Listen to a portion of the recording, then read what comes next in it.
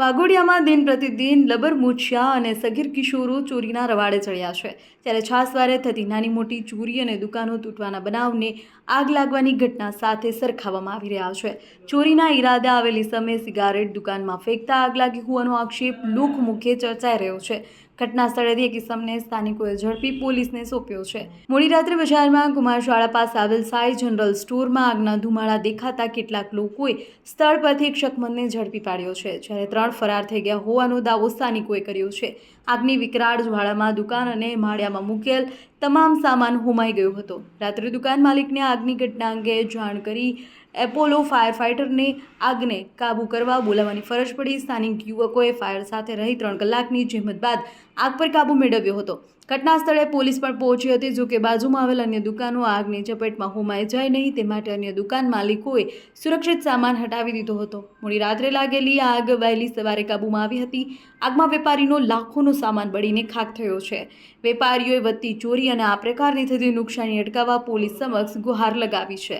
અહેવાલ બાય મા ન્યૂઝ, પ્રતિનિધિ ગાંધીનગર. એપોલો ટાયર્સમાંથી આવી છે, તો અમારા પર 1:41 વાગે કોલ હતો કે વાઘોડિયામાં ગામમાં આપણે સાઈ જનરલ સ્ટોર નામની દુકાન છે, તમે તેમાં ફાયર થઈ છે. તો અમે અહીંયા ઘટના સ્થળે પહોંચી ગયા છે અને આમાં ડીસીપીઓ સુનિલ દેસલે છે અને મેં કિશન પરમાર ફાયરમેન. અમે 2 થી 2.5 કલાકની જહેમત બાદ ફાયર કંટ્રોલ કરી લીધેલી છે અને ત્યાંના બધા સદસ્યો હાજર છે, તો તે પણ અમને મદદ કરેલી છે.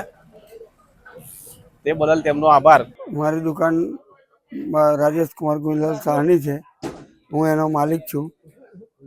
અંદાજિત 3 લાખ રૂપિયાનું નુકસાન છે અને આગ મતલબ લાગ્યા પછી મને ખબર પડી એટલે અમે આવ્યા હતા, પણ તે પહેલાં આગ ચાલુ હતી અને ફરિયાના બધા લોકોએ સપોર્ટ કરી અને મહેનત કરી અને મતલબ આગ બુઝાવવાનો પ્રયત્ન કર્યો છે.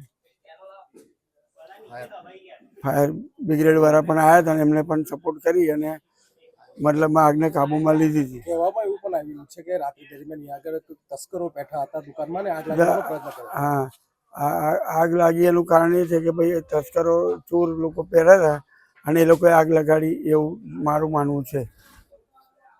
કોઈની ધરપકડ થઈ છે આ સ્થળ પરથી? કંઈ થઈ છે એક જણની, એવું કહેવું છે.